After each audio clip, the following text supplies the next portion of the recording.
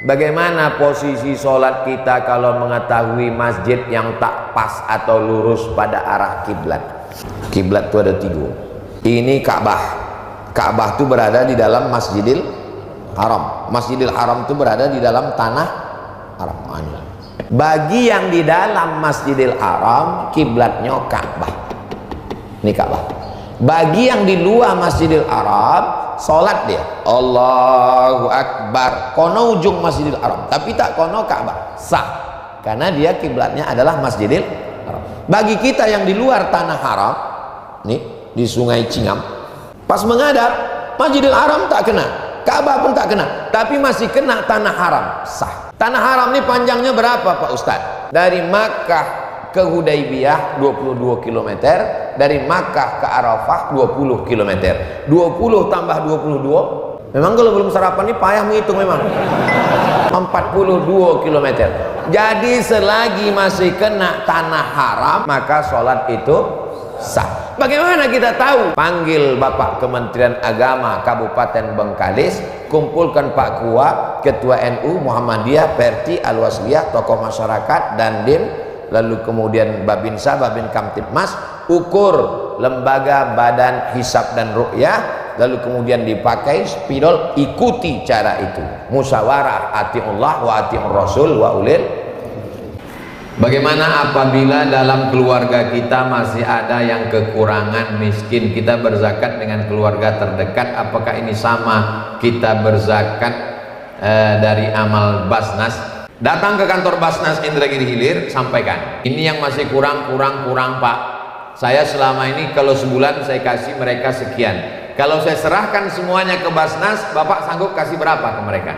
Yang sudah-sudah biasanya walaupun tak sama, paling tidak, walaupun tak lebih, paling tidak sama. Jadi kita lebih banyak beramal. Jadi saya anjurkan jangan berzakat sendirian, salurkan melalui Basnas, sampaikan daftar-daftar yang selama ini kita bayar, supaya orang Basnas juga punya data. Jika kita memiliki emas lebih dari 30 mayam, namun emasnya kita pakai, apakah jatuh zakat? Kalau tak salah, 1 mayam itu 3,5 gram. 3,4. 3,4, 3 kali 3, 90, lebih dari 85.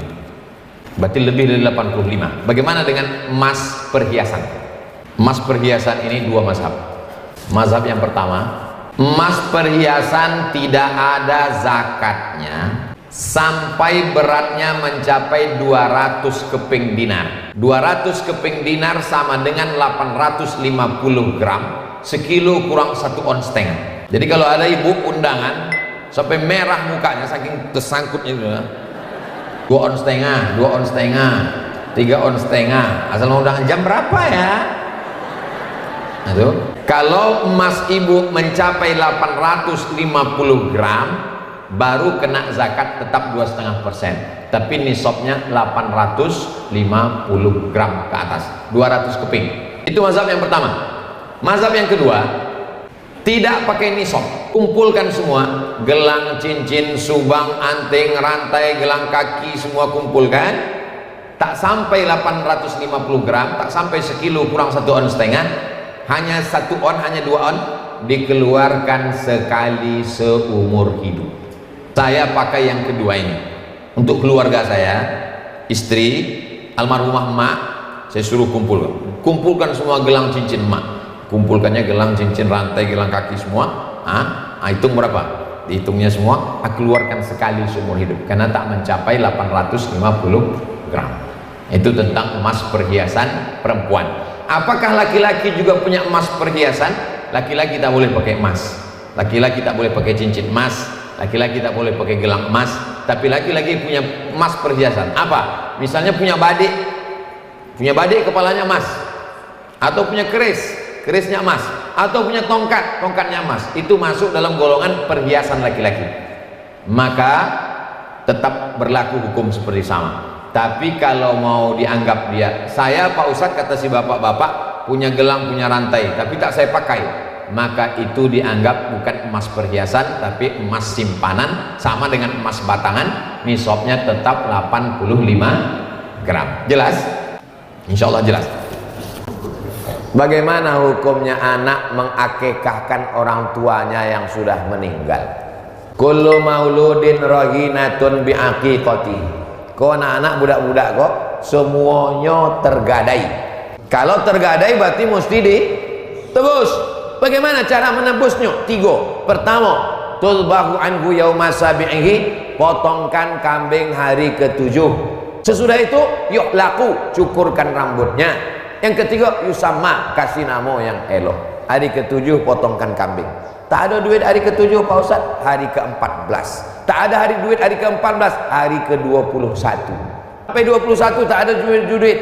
Jangan tengok tanggal lagi, sebulan, 2 bulan, setahun, 3 tahun, 4 tahun, 5 tahun, 6 tahun. Aku dulu Pak Ustaz tak diakikahkan ayah aku. Sekarang sampanku banyak, ikanku banyak, sawitku banyak, gotahku banyak. Kenapa Ustaz ingat sawit gotah? Itu banyak pokoknya. Bolehkah aku mengakikahkan diriku sendiri? Kata Imam Nawawi dalam kitab Majmu' Syarah Muhazzab mazhab Syafi'i, boleh mengakikahkan diri sendiri. Jadi siapa di antara bapak ibu yang belum akikah, balik sekarang, cepat balik, potongkan kambing, nanti aku singgah insyaallah. Insyaallah sempat 20-30. Kami nanti menengok mana pantai Abrasi tadi, nanti pas lalu balik ke mana. Boleh mengakikahkan dirinya sendiri. Itu yang diundang ni tahu, saya tanya lagi. Asal makan, tanya, ini akikah siapa? Usah kau tanya, makan aja lah. Tanya pula lagi. Tapi akikah saja, jangan pula minta ayun pakai marhaban. Marhaba